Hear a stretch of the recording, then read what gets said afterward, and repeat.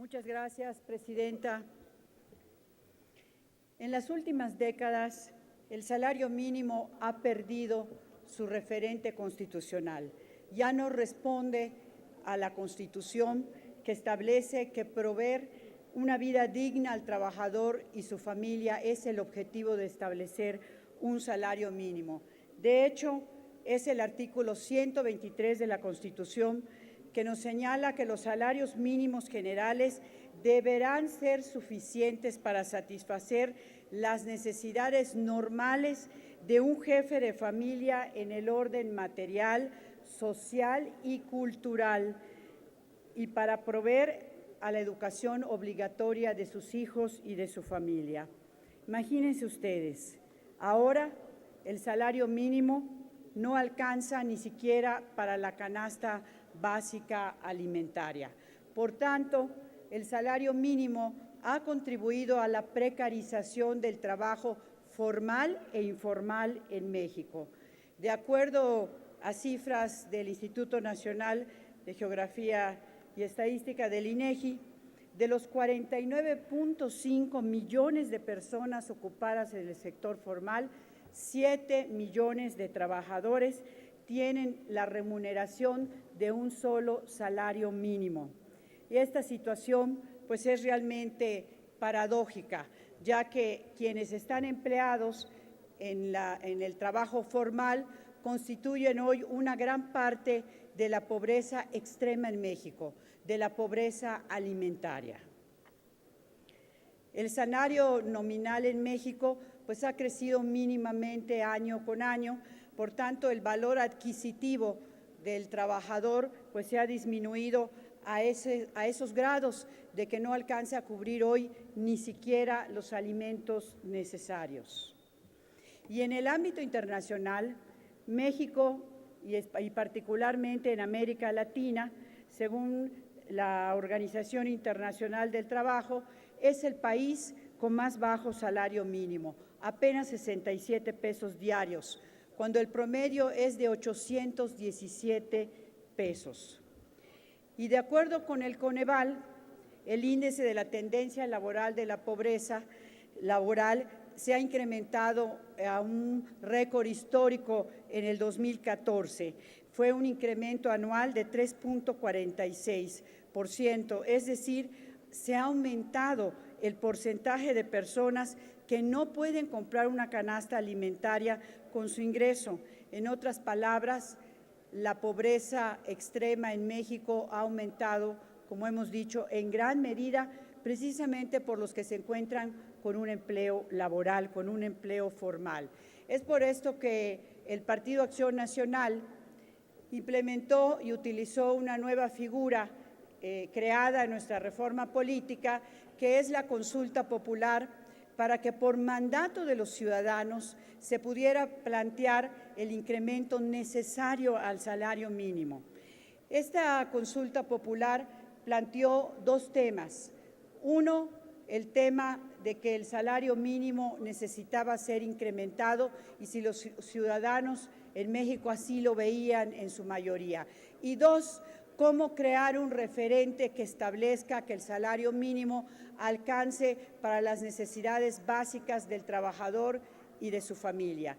Y se le preguntó al ciudadano si estaría de acuerdo que el Consejo Nacional de Evaluación de la Política Social, el Coneval, que está integrado por académicos de alto nivel, podrían establecer cuál es ese ingreso para determinar que cuando menos el salario mínimo cubra primeramente la canasta básica alimentaria, es decir, el mínimo de bienestar social para no ser pobre extremo, y que paulatinamente el salario mínimo fuera incrementándose hasta incluir otros satisfactores básicos para no estar por debajo de la línea de bienestar social, como educación, salud, transporte, incluso vivienda. Pero eso estamos hablando de un tiempo gradual en el que sería incrementando.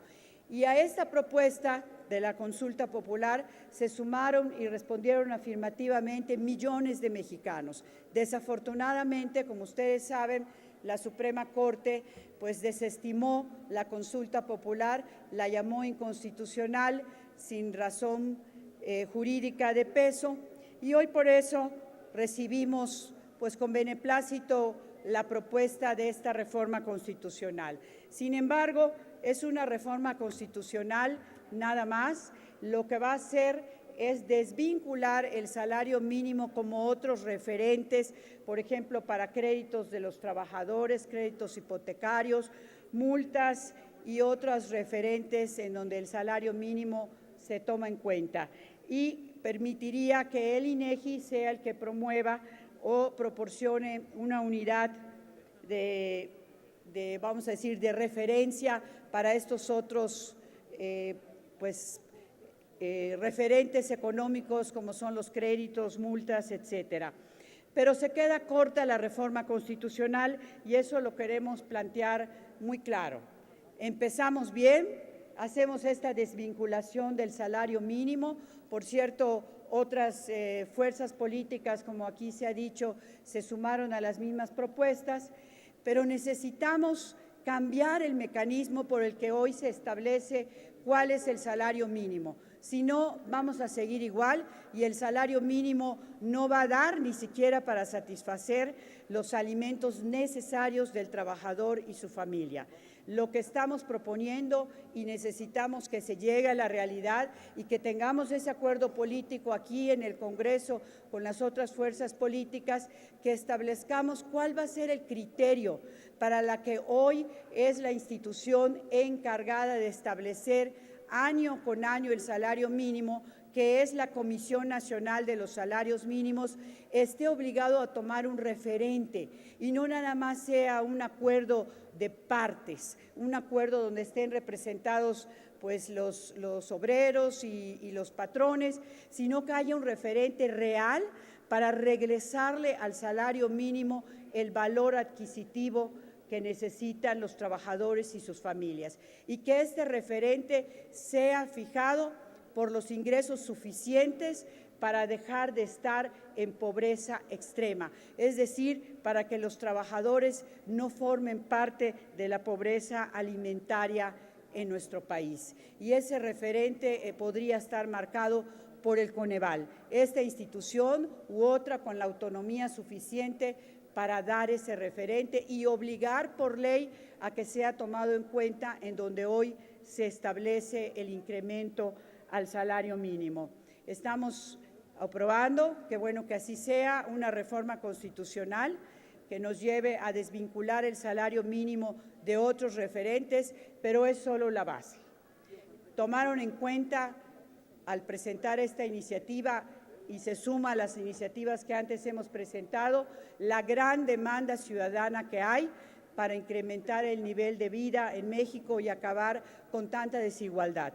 Y por último, no hay por qué pensar que esta sería el incremento al salario mínimo una medida inflacionaria. Las crisis económicas en México han respondido a otros factores, el incremento sería paulatino y además daríamos la posibilidad de que se active el mercado interno porque los trabajadores tendrían la posibilidad de adquirir satisfactores y otros bienes que les den calidad de vida. Muchas gracias por su atención y ojalá podamos llegar a las leyes secundarias que realmente nos lleven a un incremento real del salario mínimo y a un bienestar social mayor para los trabajadores y para sus familias. Gracias.